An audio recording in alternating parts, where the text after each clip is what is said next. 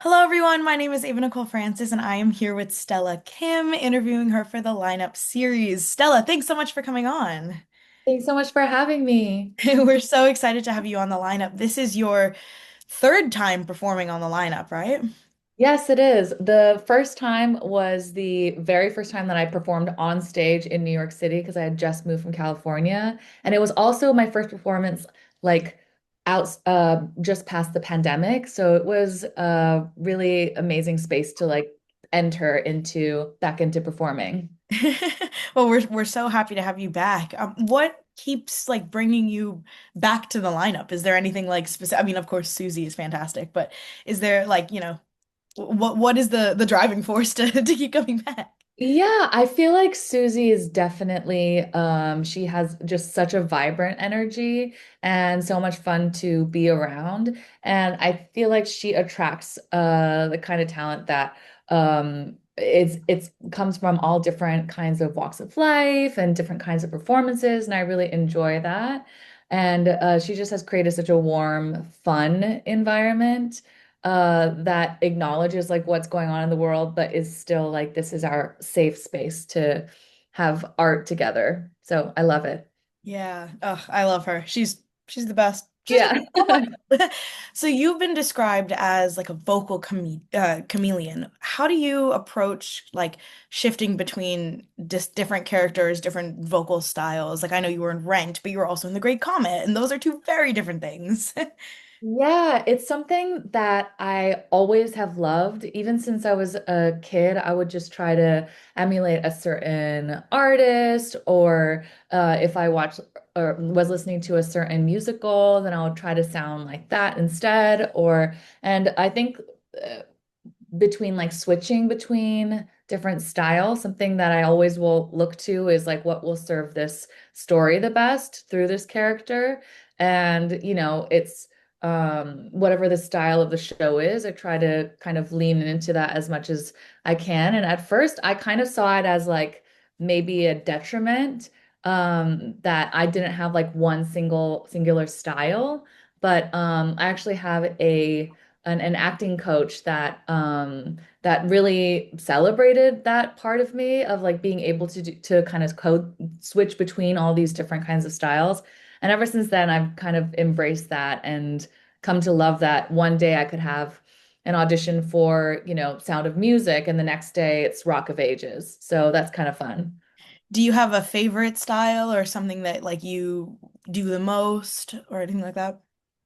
Yeah, I don't know if it's one that I particularly do the most, but probably my favorite is when I can just like really sing something challenging but fun. I really enjoy any kind of vocal challenge, whether it's like musically, like in the tone or anything like that.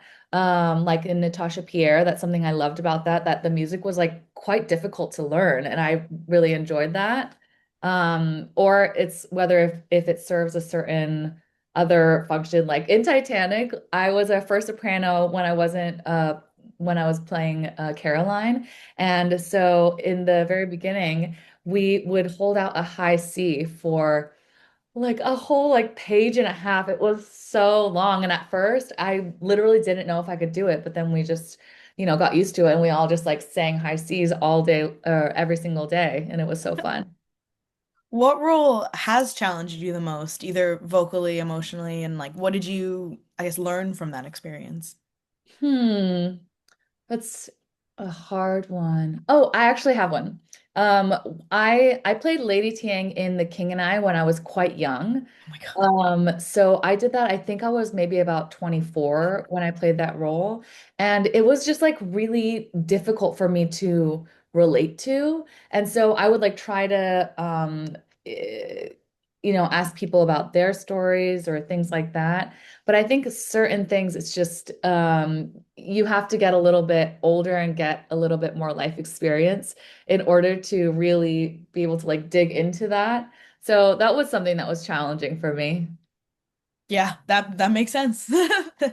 So you've performed in tons and tons of places, from like the Hollywood Bowl to like cabaret venues in New York. What, I guess, is the how does that change your your performance, if it does at all? And what is the kind of difference in prep that goes into different stages? Yeah, I feel like if it's a show, I am always trying to embody a character. But in like cabaret spaces, I really can just be myself. And that also can be super vulnerable to be like, oh, I'm just playing myself. So if there's some judgment about it, then it can feel more personal. But I think that's also what I love so much about it. It's like that you're sitting there so close to people and really being able to make eye contact and like really connect and choose your own material. You know, as an actor, you don't always get a lot of creative freedom. So being able to come into spaces and do cabaret or and things like that is you get to just choose every little thing. So that's really cool. Yeah, no, I mean I love it. And the Hollywood Bowl is a a huge place. You've worked with I mean people like Sutton Foster and Patina Miller and things like that. What'd you learn from people like that? Oh my gosh, everything. It was a surreal experience, and the entire thing lasted 2.5 weeks, including rehearsals. And then you only do 3 shows because the venue is so large that they just do 3 shows and then you're done. And Mhm. so it feels like a whirlwind. But when I'm watching these people, Sutton Foster, like watching her in a rehearsal room is a masterclass. And she's so dedicated. All of them, every single person was so generous and had that like musical theater background. And so we're all like, literally, we were meeting each other on the first day, and all of the stars, they were all going around and just shaking hands with people, saying hi, meeting them. Literally on my first day, during our first break, I was like washing my hands, and then it was Sutton Foster next to me, and she goes, "Hi, I'm Sutton," and I'm like, "Yeah, I." You're like, I no. know. I've always known who you are, Queen. They're just like so professional but humble. It was incredible to watch them. Yeah. Oh, that's such an incredible experience. I'm a little jealous. Yeah, it Uh, was insane. if you could revisit one role with everything that you know as a performer now, and this could be from something from like a week ago, this could be something from your very first, production of anything ever, what role would you revisit and why? I actually would do Marta in Company again because I played that before I had like been to New York. So I sang Another 100 People and I literally did not understand that song. And I went to the train station in like Orange County, California, and was sitting there trying to imagine like what it's talking about. And like, there's 3 people here. So, so obviously being in New York and the hustle and the bustle of it, you really understand that. It's like, it's not really like I was trying to be like, oh, maybe she's feeling sad or emotional, but it's like, no, it's just fact. Like people are always coming, people are always going, and that moment that you meet for just that day or whatever is kind of a moment in time that you can treasure. So I think Yeah, that's cool. I love that, and I love that show. Love it. As somebody who's worked in both like ensemble driven and also like solo settings, how do you adapt your storytelling when you're the main focal point versus being a part of a group?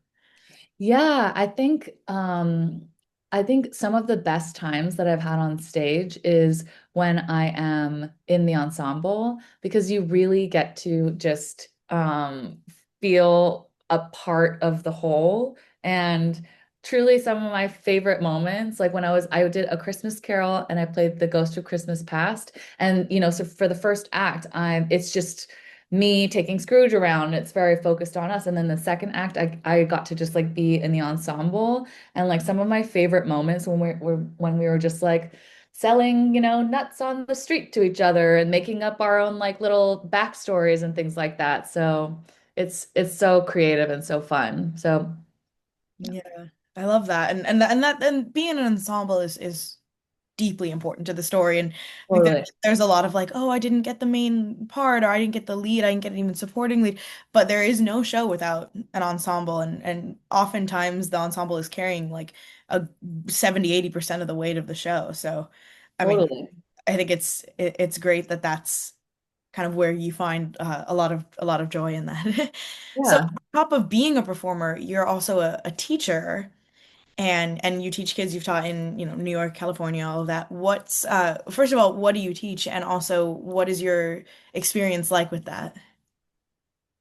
Yeah, I teach singing and acting to kids. I do like private lessons, and I also have music directed, children's theater, camps, things like that. And I think I've taught adults as well, and still do, and I love to be in the room and just be creative with people. But there's something like so magical about working with kids and being in a room of kids that whose imaginations just have no limit.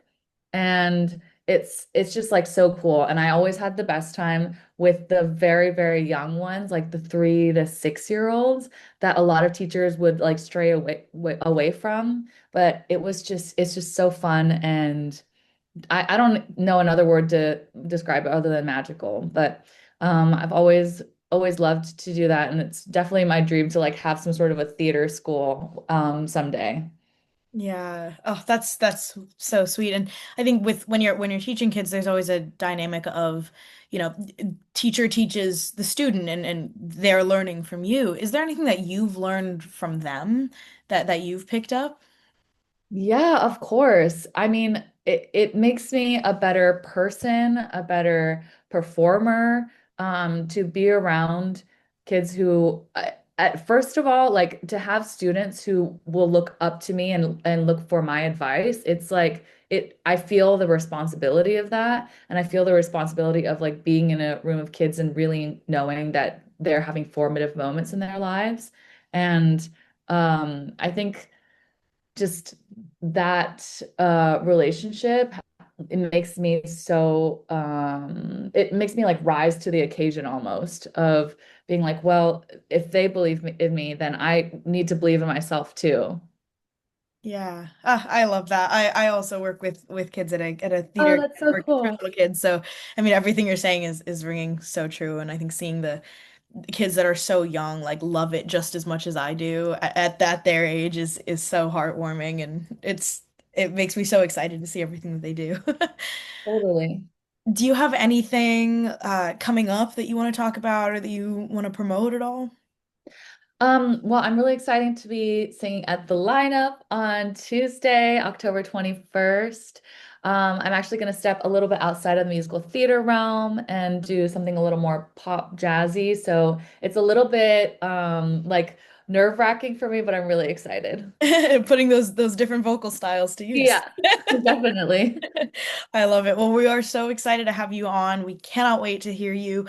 Um, for everyone watching, please come to the lineup on October 21st to see Stella and the rest of this amazing cast of people. They all work so hard and it's going to be so great. So, Stella, thank you so much for coming on and for chatting. And I will see you on Tuesday. I'll see you then. Thanks so much. Bye.